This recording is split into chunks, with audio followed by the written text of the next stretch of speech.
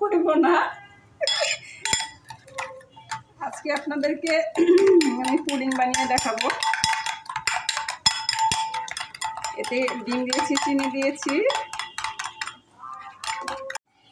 এখন আমি ডিমের মধ্যে দুধটা ঢেলে দিচ্ছি।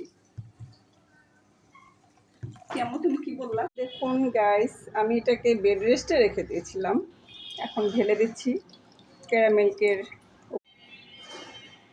এটাকে বেড রেস্টে রাখা হয়।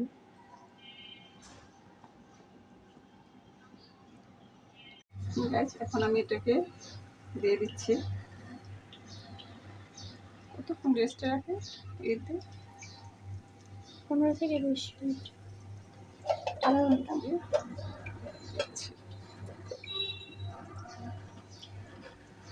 আমি কথা বলি।